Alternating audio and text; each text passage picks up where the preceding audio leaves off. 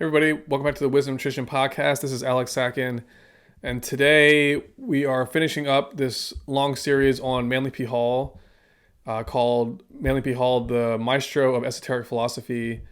And this series has been something I've been working toward for a number of years. I've been probably studying Manly Hall's work for around 7 years, almost full time, and I had a background in esotericism before that, and in the social sciences and in psychology to some degree.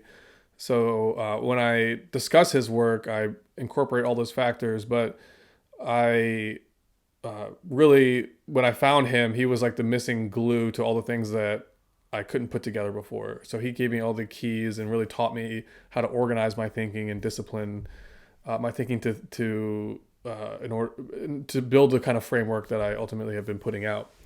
So Manly Hall is definitely as I'm sure many of you listening, like he's the person I would consider like my teacher, and because he really taught me how to think and how to really put together these ideas about philosophy and religion and the story of science and Francis Bacon and all that. So, in this series, I wanted to tell my interpretation of who Manly Hall was and why I regard his teaching so highly.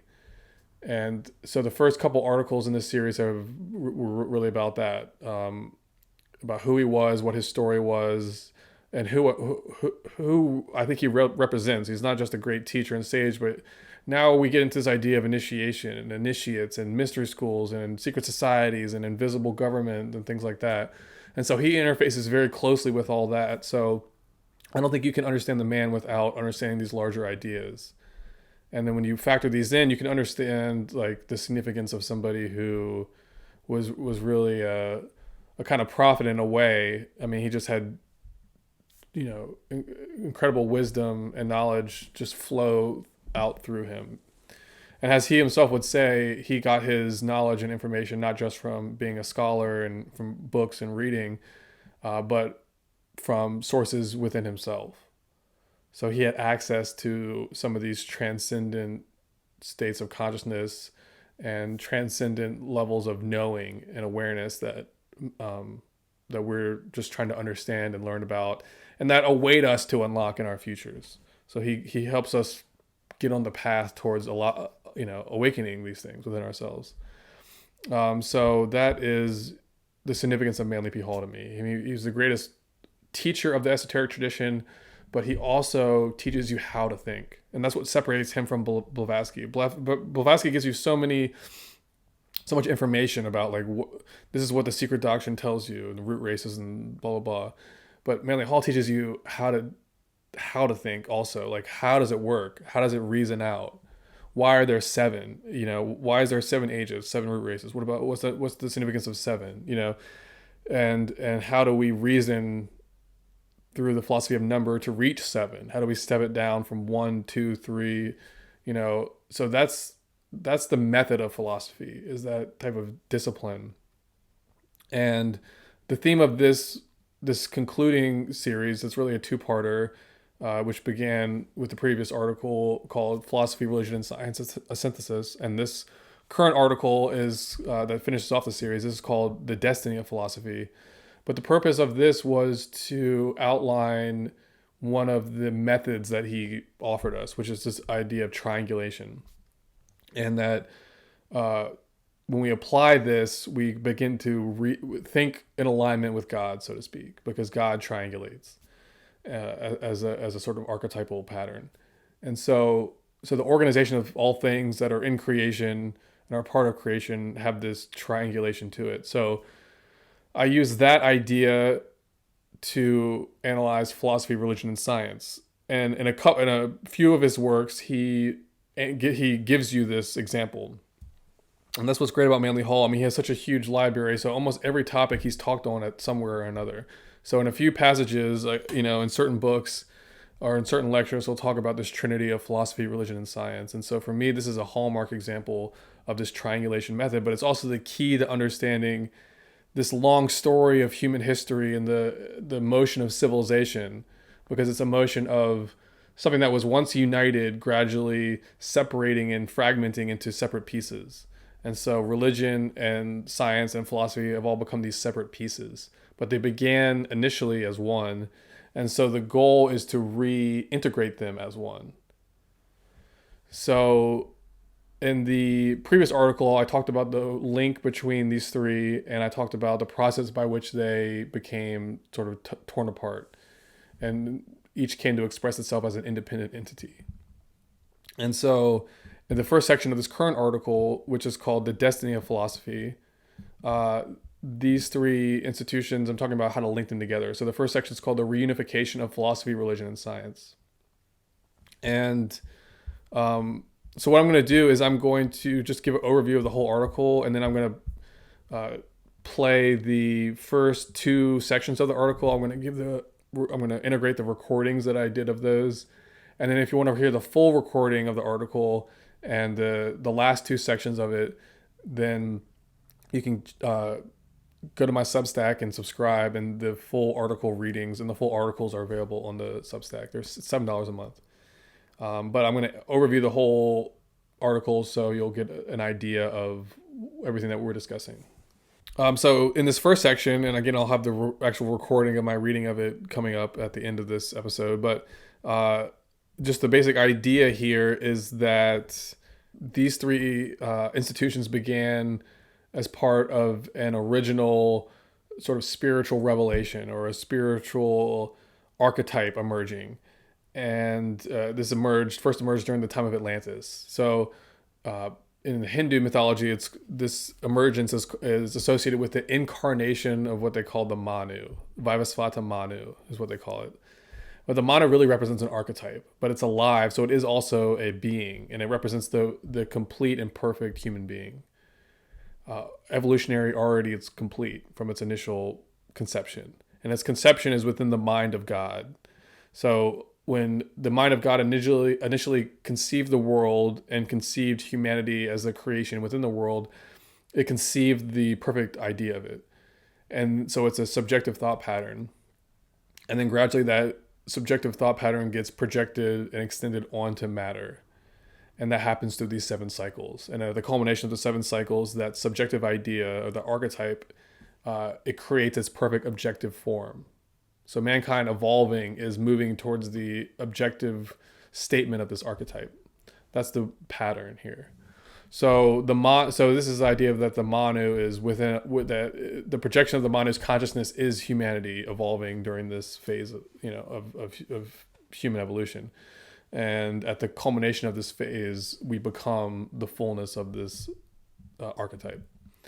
So when the Manu first incarnated, he did so by means of, this archetype incarnated, it did so by means of a septenary. So it remained one, but it extended from itself 7, like a spectrum of 7 colors almost. And these become the 7 Manus, one for each root race.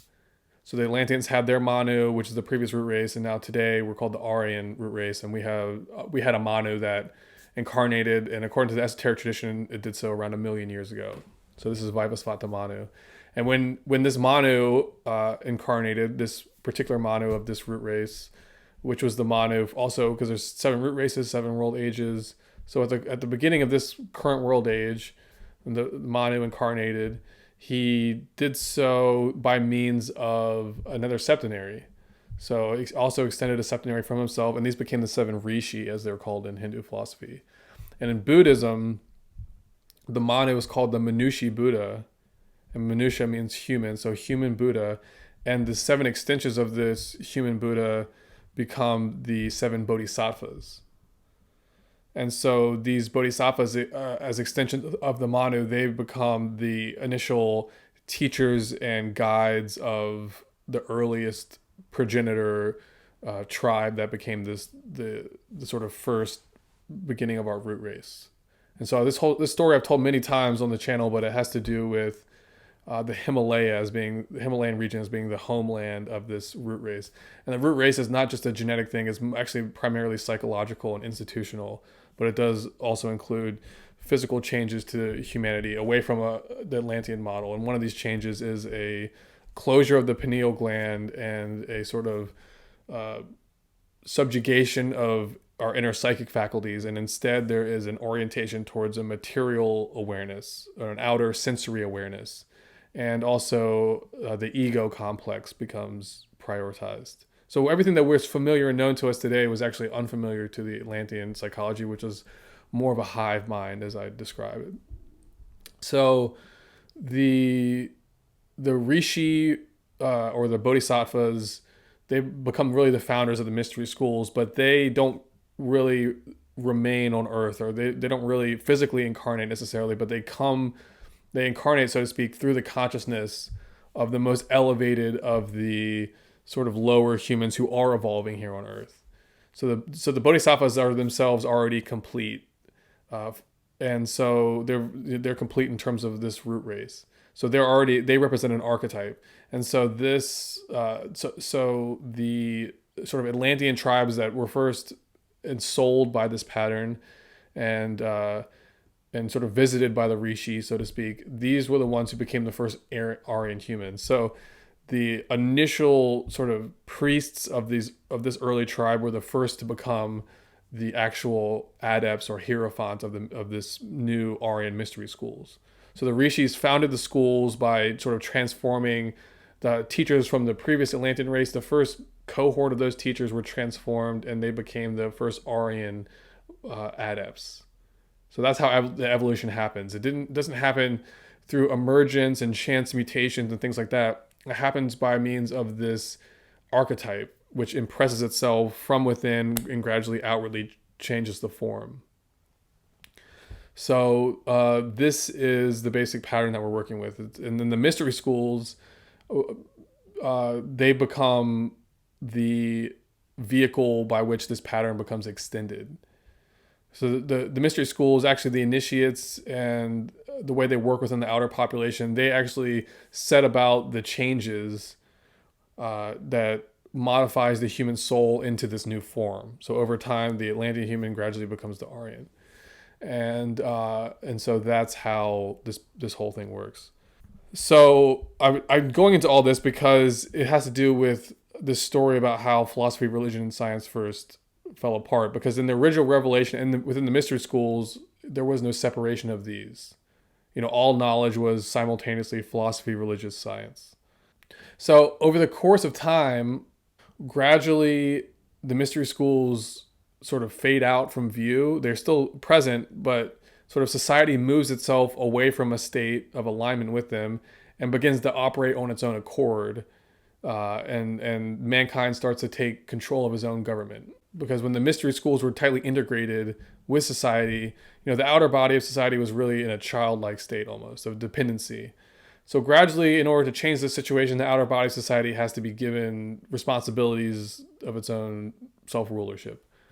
And as this happens, because we are not strong enough and haven't been initiated into the wisdom, we're acting in, sort of blindly, so to speak. The quality of life, the cohesion of society gradually crumbles, but the sense of individual empowerment increases. So there's a trade-off. But in the process of social cohesion falling apart, the institutions of science, religion, and philosophy become de-linked from each other. And philosophy in particular becomes submerged, and then religion and science form these opposing polarities. And so to reintegrate philosophy, religion, and science, you have to have first a restoration of philosophy. And then you have to have philosophy move in and sort of tincture and begin to transform religion and science. And so philosophy moves into religion by giving it an aspect of mysticism. So taking it away from this focus on the outer institutional bodies of religion, the scripture and the church and the priesthood, and focusing it more on an inner experience and an inner connection of God. And a lot of people say this today, like they would be like, "I'm not religious, I'm spiritual." This is what they mean: is that they're being drawn towards a philosophic understanding of religion, and it becomes more personal, and it doesn't become about the outer rituals so much. So that's how philosophy begins to transform religion. And then when you really explicitly integrate with philosophy with religion, then you get something that looks kind of like Mahayana Buddhism, in which you have meditation, but you have this prayer aspect integrated to it, but the prayers are actually mudras and you do mantras. So there's a scientific element that's very precise, the way you practice your religion. And that precision comes from this influence of philosophy, bringing the discipline into religion, which is, on the whole, more of an emotional thing. So that's how those two link together. And then philosophy comes into science, and it gives it a discipline. It gives it a soul. It gives it life and vitality. And it gives it ethics. So it allows it to move away from this materialistic mode, but also allows it to move away from a situation where scientists are essentially for hire to anybody. Like science is used for any number of destructive things. And that's partly because we've taken for granted what exactly science is actually doing.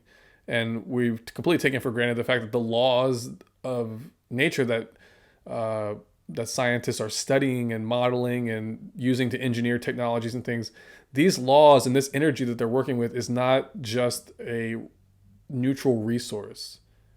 And the laws of nature is not just a happenstance for us to manipulate, that these things have a divine quality to them, that there's very much a relationship between the way the energy moves in nature and this idea of the divine will, and that there is a divine plan, and that is manifested through these laws of nature. It reveals the plan and pattern of things. And so that's how philosophy comes in and begins to enliven science. So the idea of a revitalization of civilization, which I point out is particularly important during this period where we're going through we're really on the cusp of a global civilization, is that we're looking for transformation. And so, what I'm doing with this discussion is trying to give a map about what is the thing that we need to accomplish in order to have this transformation that we're all seeking. How do we find a state of peace and collective harmony? And how do we create a worldview that, millions and billions of people can find agreeable, and that's really the plan, and the formula is given by Manly Hall, in my opinion, with this interlinking of religion, philosophy, and science. Because if we can understand that these three things are meant to be connected, then we can begin to transform the things that have fallen out of alignment in terms of particularly science and religion, in terms of how they are practiced and what kind of influence they have in people's lives. So we need these really profound transformations, and so this is a key to attaining that transformation that we're seeking. It begins with these three institutions, and it begins with our understanding of what they are and how they're connected together. So that's the first section is me discussing this linkage between these three institutions. And in this, I also talk about the idea of the Kali Yuga and how this moment that we're in, that is suggesting this grand transformation and suggesting this need to revitalize these three institutions, that this period that we're in actually coincides with this period that the Hindus call the Kali Yuga. And so I give some analysis of the Kali Yuga, which I've discussed frequently in other episodes and articles. So yeah, that's the theme of the first section. Now the second section, we're going to go deeper into how philosophy and religion connect together. So this next section is called Philosophy, the Journey toward the Self. And here we're really going to focus in on the idea that philosophy and the disciplines of philosophy, they're really about guiding the evolving soul towards the destination that it's seeking to end up in, that it's seeking to go towards, which is a union with the self, the idea of a higher self. So the philosophy is a set of disciplines to guide the lower self to the higher self. So I do this discussion about philosophy and the journey towards the self. I kind of clothe it by discussing in further detail Mahayana Buddhism, which is something like earlier on in this whole philosophy book. I did a whole series on the esoteric Buddhism, and really that's the Mahayana approach to Buddhism.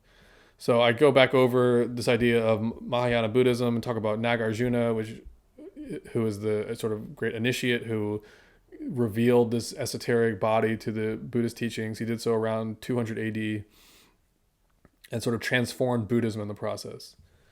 And so, into Buddhism, he incorporated really the esoteric rituals of the mystery schools. These weren't incorporated into the original body of Buddhism, Because at the time when the original body of Buddhism was founded, around 600 BC, the Brahmanic mysteries were still in operation. And actually, Gautama Siddhartha, or Gautama Buddha, was an initiate of the Brahmanic mysteries. So he, as an initiate, he was forbade from transparently revealing the esoteric aspects of the Brahmanic teachings. He couldn't incorporate them into Buddhism yet. It wasn't the time. But by 200 AD, the old mystery schools all around the world had fallen, basically. And the whole institutional pattern that they were a part of had fallen, more specifically. And so a new vehicle needed to be found in which to port over these esoteric teachings into the next age. And so, so in the case of Buddhism, the Brahmanic teachings now moved into Buddhism and became this esoteric approach, this Mahayana school of Buddhism. And so that's the significance of Mahayana Buddhism. So as you go into the Mahayana teachings, they heavily emphasize the idea that meditation and sort of the disciplines of philosophy, these are supposed to accomplish more than just a type of negation of experience, which is what you kind of typically think of in terms of Buddhism, like a very ascetic monks who are seeking a type of annihilation of physical experience. And instead, Nagarjuna brings this new element to meditation and to the ultimate goals of Buddhist philosophy, and it becomes about fulfillment. And the idea of the Bodhisattva becomes emphasized as this ideal that as you grow towards enlightenment and you fulfill and release more potentials within the soul, at the same time that you're doing this, you're also making this vow that you're going to use these new capacities to help enlighten other people rather than just to attain your own absorption into infinite consciousness. So you experience consciousness, but then you return to perform a act of service for the world. But in returning, you're transformed by the experience. And as part of this transformation that goes on, you begin to awaken powers that has to do with extrasensory perception and clairvoyance and clairsentience and things like that. So I talk about some of Manly Hall's teachings on this topic, and what it means to have these faculties opened. I talk about the fourth dimension and what it's like to experience the fourth dimension according to Manly Hall. So overall, I'll give a quote from the article. Manly Hall states that philosophy is a journey, one that traverses through all the layers and levels of our personality equation toward that mysterious center of ourselves. Through gradual discipline of our living and the gradual dedication of ourselves, we slowly, reverently, and magnificently approach the secret shrine within. This secret shrine is the living altar of our ever-living spirit. So, in psychological terms, what he's talking about is a communion with the higher self, or the just the principle of universal self. And so philosophy is sort of guiding you along that journey towards a completion, towards your destination. All right, so that's that section. Next up is Nirvana, the pinnacle of religion. And here we're going even deeper into this experience of the self. And I'm giving several quotes of Manly Hall's about the stages of the process of experiencing this ultimate culmination of religion, which is the mystical experience, the experience of nirvana. What does that mean? What happens to the lower self, the embodied self at the experience of nirvana? What's happening within the soul? What's happening within the consciousness? So this is what the focus of this section is. And so, yeah, I give a lot of quotes from Manly Hall about what this is like. So, for example, he quotes a passage, or he didn't quote directly, but he cites something from the writing of Christian mystic Jacob Boehme, who describes the initial phase of this experience of ultimate nirvana. And Boehme described it as an effulgence which brought him to his knees in humility. It was something so incredibly vast, so incalculable, that he was forced to admit that he was in the presence of a celestial splendor that transcended all imagination. But then from that experience of incredible vastness and beauty of the one life, then you move into a further state of this experience, and this is an experience of sort of quietude and silence. And this is actually a superior state. So you're moving from this splendor into something that's even more sort of abstract even. And in regards to the second phase of the experience, Hall writes that, quote, slowly everything moves back into an incredible, unfathomable quietude. This quietude is not a vacuum, but the totality of life, the nirvana, the end. It is God complete. So I give descriptions of what that Manly Hall offers of this, incredibly profound experience. And then I go into a little bit into what he says about the psychology of what has to happen to attain this. You have to transcend the ego, and in a way you have to transcend the mind itself and sort of liberate the principle of consciousness within you.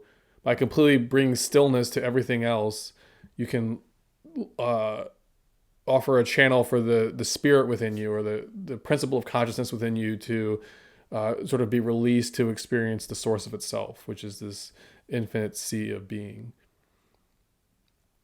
And then I talk about how upon this experience, upon attainment of this experience, the archetype of the Bodhisattva is to refrain from permanently allowing yourself to absorb into this infinite being, sea of infinite being, but you instead experience it for a moment, but then you are released from it and return back to embodiment as a willful act, because you want to participate in the fulfillment of the entire life process that's happening here on earth. Is that you're not just seeking your own fulfillment in that moment, that release of yourself, while the rest of the world is still trapped in the illusion. You have to go back and liberate that aspect of divinity that remains in illusion. And so you become an agent of God, so to speak. Or as my favorite rapper, Jay Electronica, puts it, you become a universal soldier.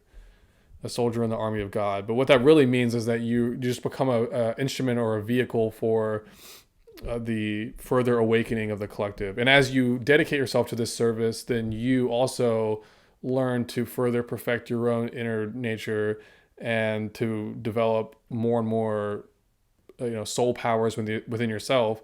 And as you develop these, you learn to move into and out of this experience of nirvana, at will. And you can kind of remain perpetually in a state of, bliss and sort of perpetual God consciousness within yourself. So that's the path of the Bodhisattva. And it's also really the path of the initiate, because the initiate is following that archetype. So as you rise in the initiations of the mysteries and you're given more responsibility and you're, practicing more advanced disciplines, this is what you're doing, is you're becoming more and more like the archetype of the Bodhisattva. The way of philosophy is the way of the Bodhisattva, in a sense. So that was that section. And then the final section is actually called The Way of the Bodhisattva. And here I just elaborate further on these themes that have to do with living the philosophic life and gradually coming into communion with your higher self. And then I talk about how some passages of Manly Hall's where he relates that process on the individual level to something that contributes to the greater enlightenment of God. And so God is served by us fulfilling our own destiny. And so the greater enlightenment of God can only really take place, the full enlightenment of God, at the full liberation of, of life from a material condition. So as a bodhisattva, that's actually what you're working to accomplish, is the completion of God's sort of meditation of existence. And you're taking all that was trapped within this material principle and everything that's trapped in illusion, and you're gradually working to liberate it. So at the fullness of time is when the complete liberation takes place, and then the creation is dissolved and the meditation is complete, and everything returns back to unity in a state of rest before a new cycle begins at some point in the future. So this is idea of action and rest and that eternal yin and yang dynamic. So I talk about some of Manly Hall's writings about the relationship between nirvana and the idea of something that's higher than nirvana, which is the parinirvana. And then there's something higher than the parinirvana, which is the maha parinirvana. And the maha parinirvana is the ultimate end of the path in terms of existence as we know it. And what that really represents is the is the absorption of God into a yet more abstract level. What the Taoists call the Tao that can't be named, of infinite being, infinite existence, which is beyond unity. So God is the unity that is the creation, but this unity absorbs back into something that's even more supreme. And in the series I did on Pythagorean philosophy, I related this as the difference between 1 and 0. That 1 is what we call God, and so the parinirvana is really God consciousness or Buddha consciousness. So the sense of individuality has been absorbed into universality, and then and so the nirvana is the highest you can go, really, while retaining your sense of individuality.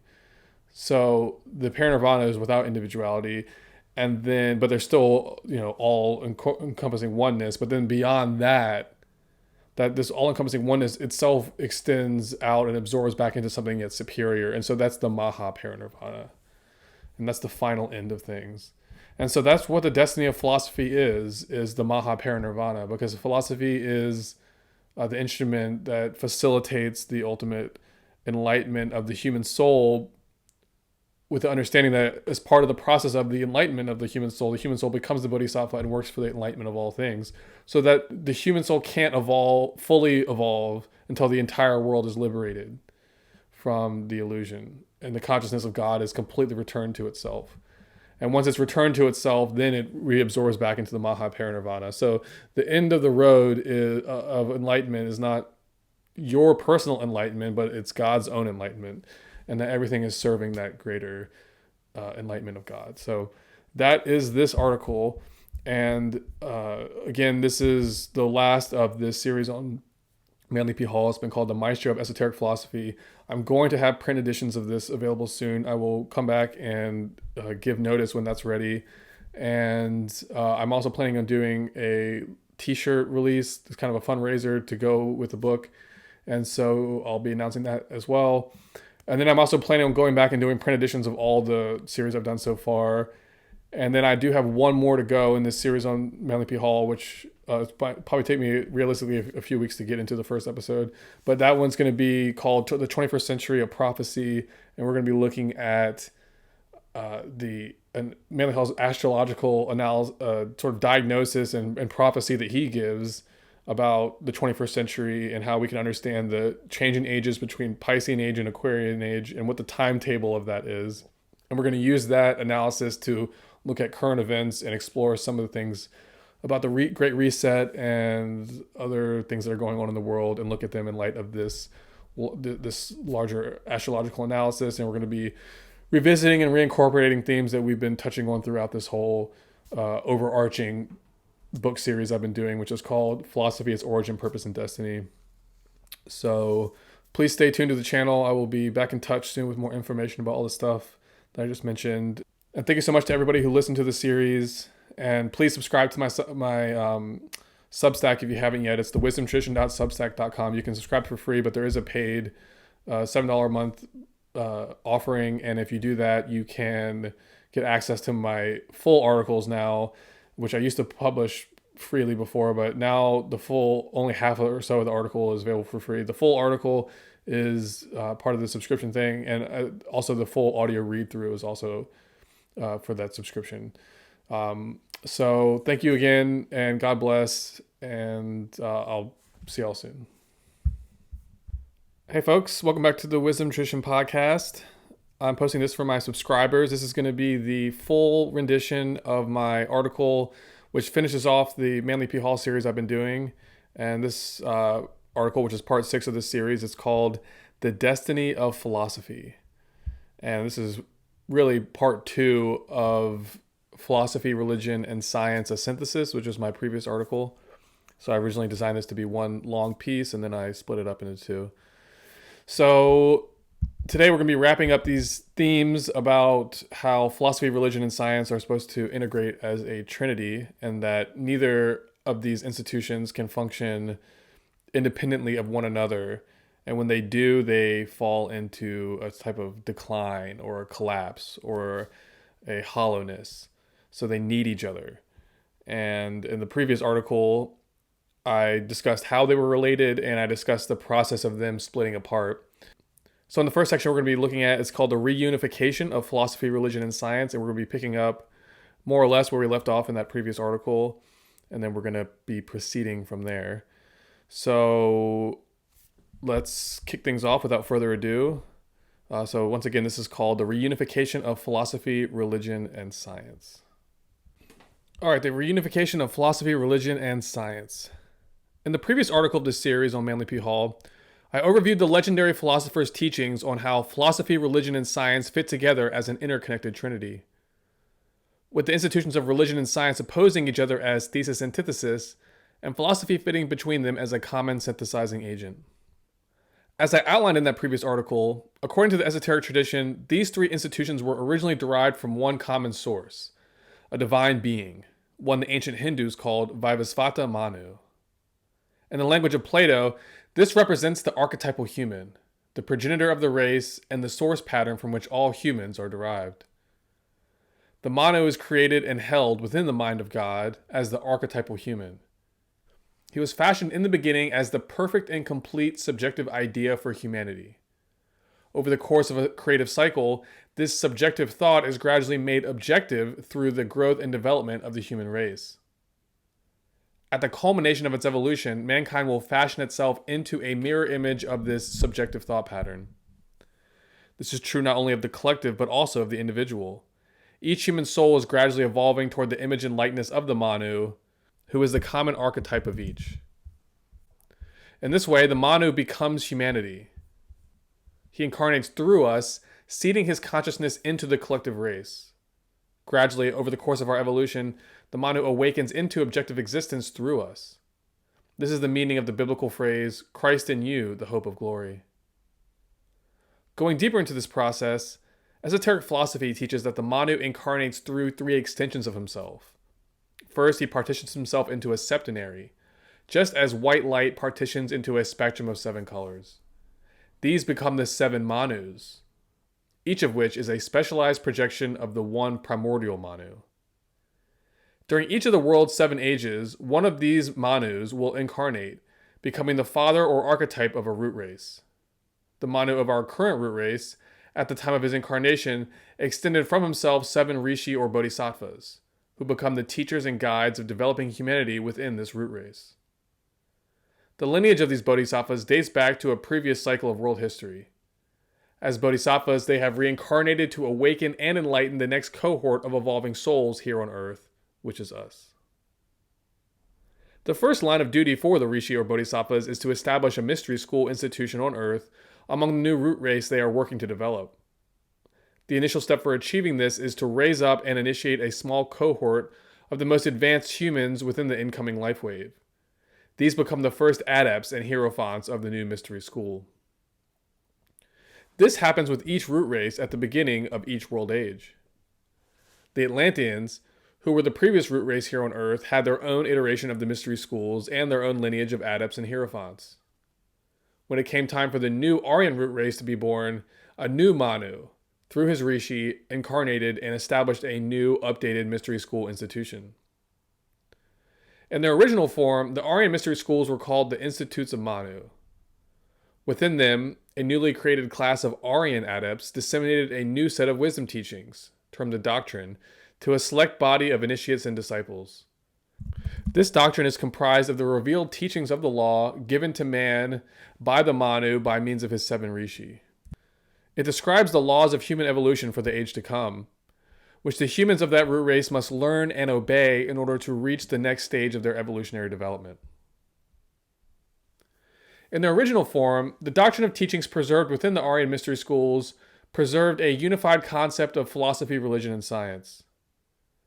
Gradually over time, however, as mankind fell into an increasingly materialistic and egotistic psychological condition, the mysteries faded from view and disappeared into the background.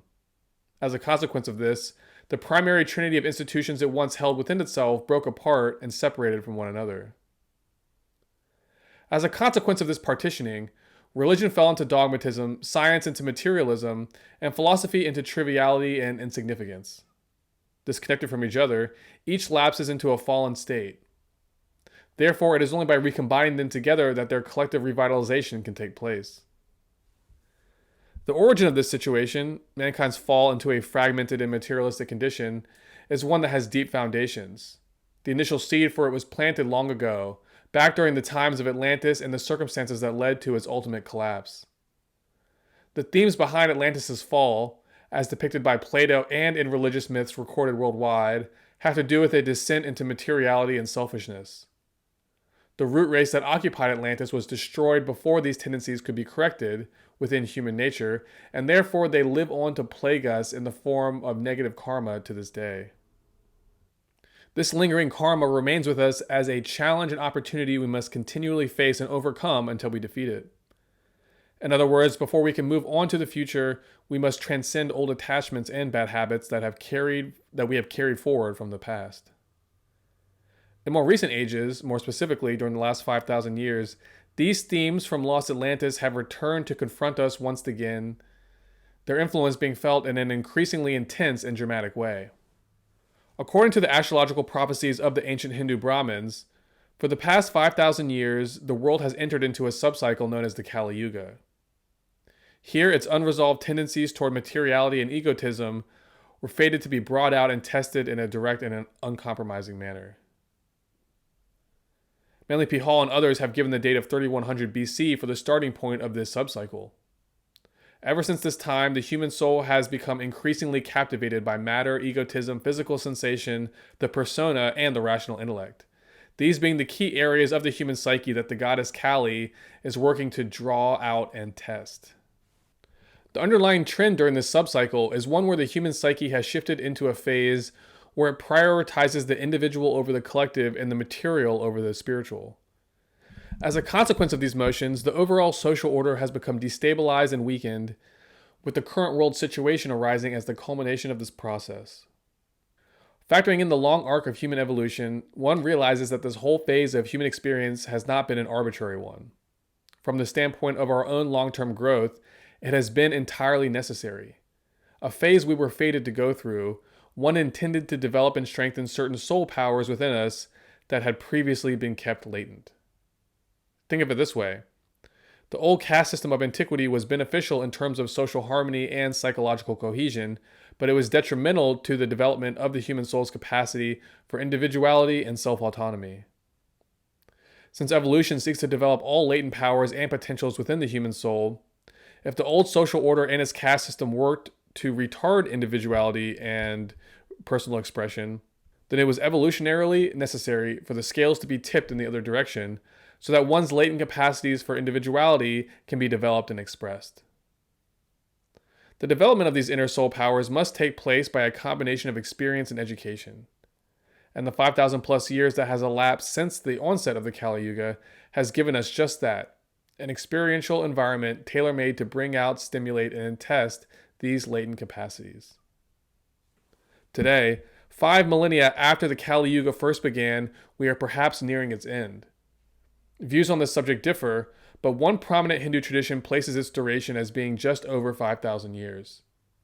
If true, this implies its culmination will be taking place at some point near present day. With global society currently at an nadir point in terms of its obsession with materiality, egotism, and self-aggrandizement, and with the social order collapsing all around us, perhaps this old prophecy about the Kali Yuga is true. Could we at present be collectively going through a great confrontation with our own accumulated negative karma from the past, with the goddess Kali serving as a stimulating agent to bring it back up and test us with it? If so, it makes sense that this would be taking place in a particularly acute way today as we approach the final phase of her subcycle.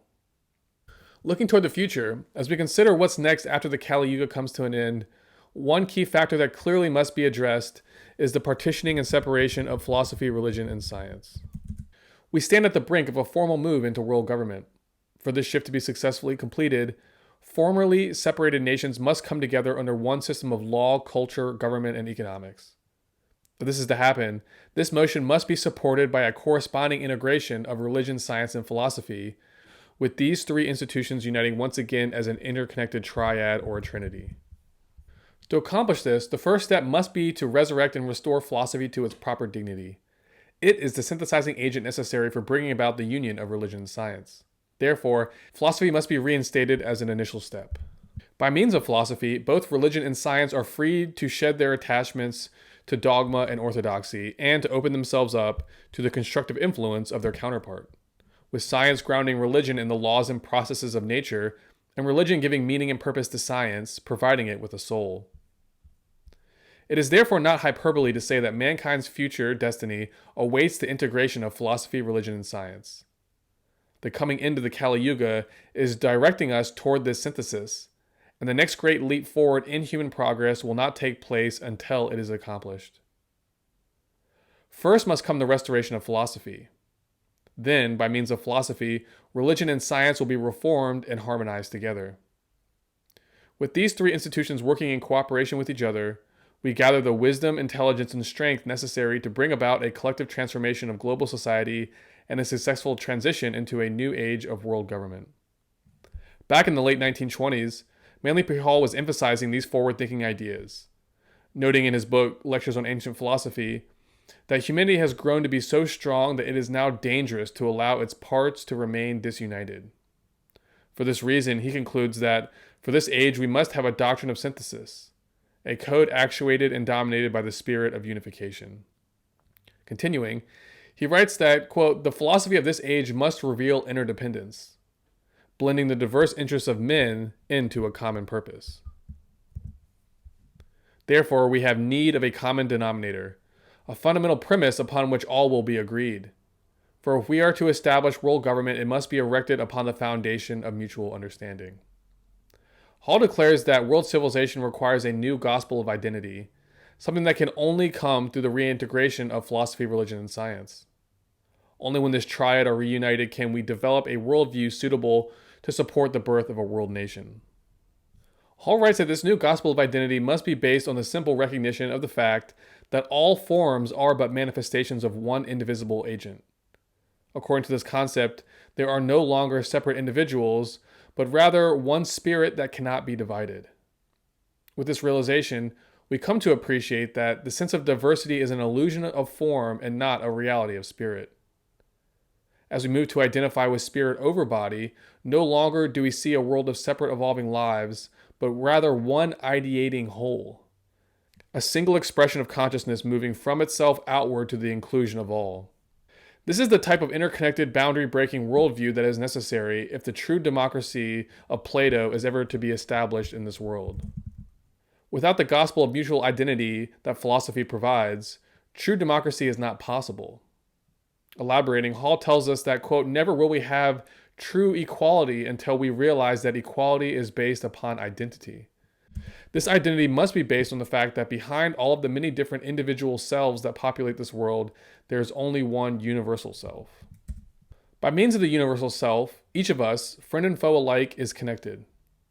It therefore represents a single common source of shared identity, one that each of us possesses within ourselves and share equally with our brothers and sisters around us. Simply put, there are many selves but only one self. It is upon the appreciation of this fact that true democracy is established. Elaborating, Hall declares that, quote, democracy is not the condescending, patronizing attitude of the politician, nor is it the system whereby 100 million folk of uncertain mind are empowered to elect one from their number as their leader.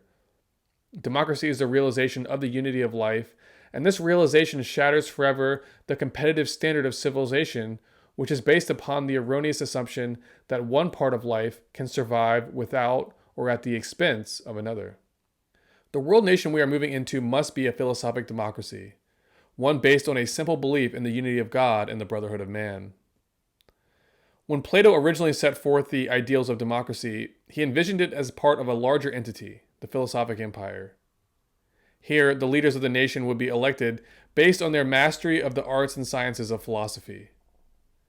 This kind of system requires an educated populace, so in order for it to work, a collective university system must be implemented, one dedicated to bringing philosophic education to the masses. As Plato originally envisioned, the world nation of tomorrow must emphasize the union of education and democracy. A global citizenry must be educated, and its leaders must be drawn from the wisest and most accomplished of its philosophers, these comprising what Plato termed the philosophic elect. In sum, the world nation of the future must have its true foundation in the unity of learning, as Manly Hall tells us. This requires the creation of a global educational institution, one specializing in philosophic instruction.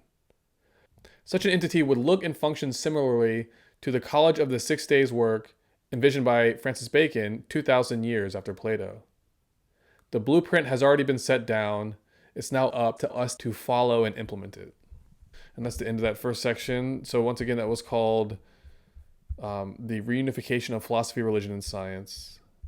And I'm hoping that this is clear, this idea that these three institutions are connected, and that really the future of civilization, the future of culture, the future of science, the future of religion, that these things will only be found by linking these institutions back together. This triad has to be reunited. And when it is reunited, then that brings discipline to religion. It brings discipline and really a soul and a vitality to science and to ethics. And it sort of brings philosophy back into prominence, and it liberates it from this Tower of Babel situation that we're in, where there's nothing but confusion about what philosophy actually means or where it comes from or what its ideas are. And there's nothing but competing interests and competing views and misunderstandings. And so, in the situation of competition, it becomes valueless. So it has to be restored its dignity. And the dignity of philosophy comes to it from this esoteric tradition and from the fact that the word originates from Pythagoras. So it must uphold the standards of Pythagoras. So if you're someone like Nietzsche or, one of the other kind of well-known, more modern philosophers, you're not really a philosopher. We call them philosophers, but they're not upholding the standard of Pythagoras. So that's not actually philosophy. It doesn't align with the original meaning of the term. So if we can bring it back to the original meaning of the term, all of a sudden you open the door for a new understanding of religion that's experiential, and a new understanding of science that is grounded in the fact that nature is an aspect of divinity. And the laws of nature are not just happenstance, but there's a meaning and purpose to it. And we also come to appreciate the fact that man is a part of nature. We are within nature. So this idea of this distance that we create between ourselves and nature, not just in terms of how we engage with the environment, but also how we engage with these laws of nature. And the idea of a sustainable civilization is one that is in alignment with the laws of nature. So we just have to give that idea a soul, and all of a sudden that becomes a sustainable environment that we talk about today becomes this larger idea of a society living in harmony with God's laws, because essentially they're one and the same. So it becomes a philosophic society and a religious society at the same time. It's not just a science. You can't just achieve that scientifically. You must bring religion and philosophy into it. So that's the idea here. So now we're going to go into the next section. It's called Philosophy, the Journey Toward the Self. And we're going to start getting into more psychological territory here. Okay, next section, Philosophy, the Journey Toward the Self. Over the course of the Axial Age, which extended from roughly 600 BC to 400 AD, the entire paradigm of pagan civilization fell into ruin. This happened everywhere, India included. Over time, the Brahmanic mystery tradition native to the region fell into decline, with the philosophical sect of Buddhism rising over time to take its place. According to Nagarjuna, Gautama Buddha had originally been an initiate of the old Brahmanic mysteries. Unbeknownst to most, he had established within Buddhism at the time of its founding a secret esoteric doctrine, one taught to and preserved exclusively within the highest strata of his congregation. Coming into activity during the 2nd century AD, right as the old Brahmanic mysteries were dying out, Nagarjuna finally revealed the existence of this secret esoteric doctrine of Buddhism. He took on the duty of formally incorporating it into the outer body of Buddhist teachings. What resulted was the rise of the Mahayana school of Buddhism, which came into prominence in North Asia, notably Tibet, Mongolia, China, Korea, and Japan.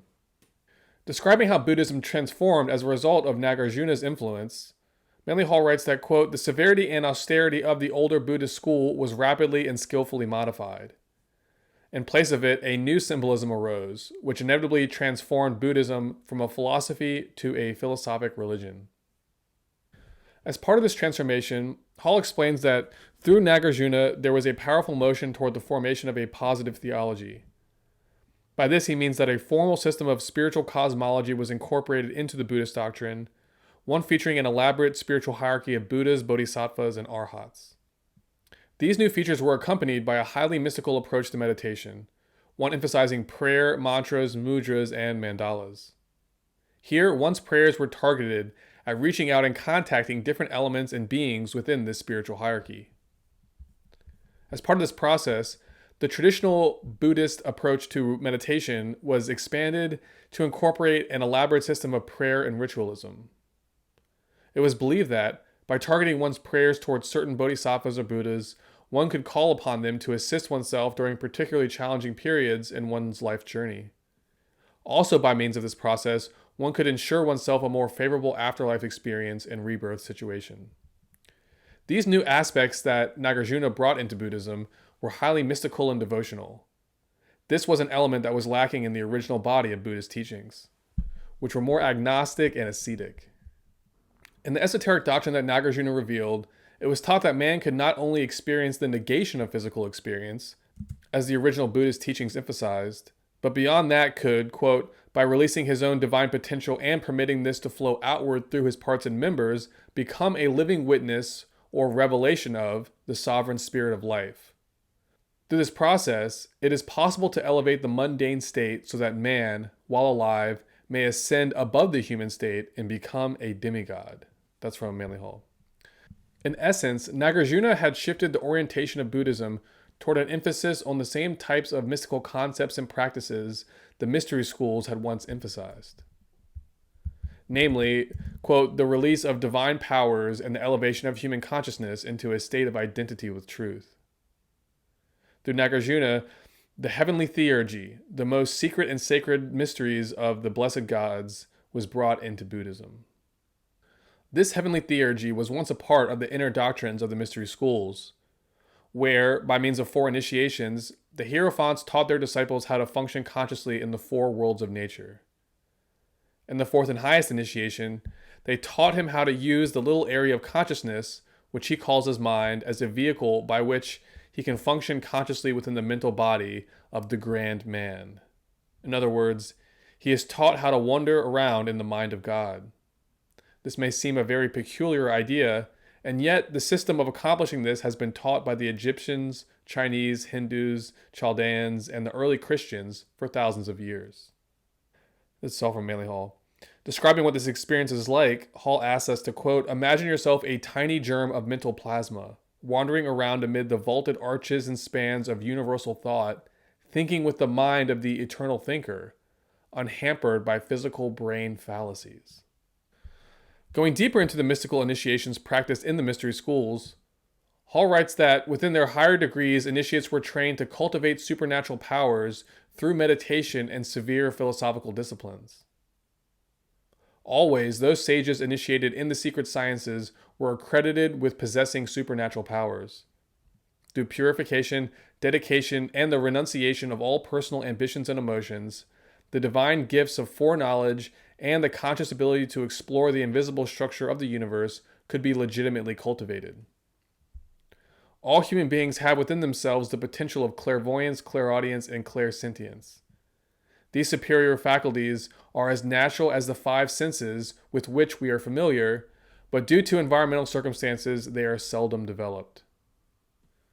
Hall describes psychic clairvoyance as the ability to perceive a 4th dimension behind and within the normal 3 dimensions our physical sense perceptions cognize. In psychological terms, this 4th dimension reveals a depth dimension to reality, one that surrounds and interpenetrates the 3 dimensions of space that we know and accept.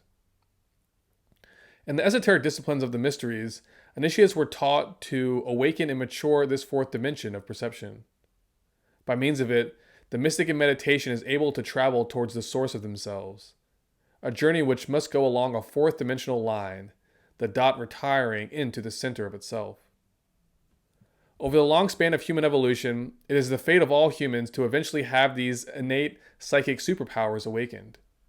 And it is the ultimate mission of philosophy to catalyze this process and guide it toward its evolutionary fulfillment.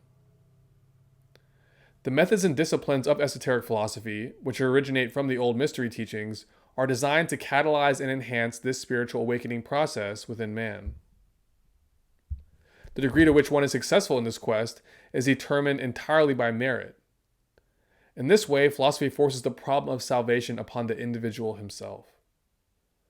Through positive achievement, the individual must learn to save himself. This he does by obedience to the laws of the brotherhood, by the practice of the virtues, and by internal meditation upon the mystery of liberation. Overall, Manly Hall describes philosophy as a journey, one that traverses through all the layers and levels of our personality equation toward that mysterious center of ourselves. Through gradual discipline of our living and the gradual dedication of ourselves, we slowly, reverently, and magnificently approach the secret shrine within. This secret shrine is the living altar of our ever-living spirit. In this passage, Hall is giving us the key to philosophy. It is ultimately about the search for the self. When one finally comes into communion with this higher self, one encounters the supreme achievement of religion. This mystical approach to religion cannot be achieved without philosophy, for philosophy provides the structure and discipline required for this experience to be brought out within the psyche. For this reason, in the future, the churches of religion must simultaneously function as schools of philosophy. They must inform man of his true identity and teach him how to elevate into a higher state of consciousness. The leaders and governors of the forthcoming world nation must be graduates of this school, trained in the disciplines of philosophy, experienced in the depths of religion, and experts in the methods of science. This new leadership class will form the body of what Plato called the philosophic elect, and together they will work to bring about a new golden age for man. That's the end of that section. So once again, that was called Philosophy, the Journey Toward the Self. Next, we're going to be moving on to Nirvana, the Pinnacle of Religion. So we're going to go deeper into this engagement with the self.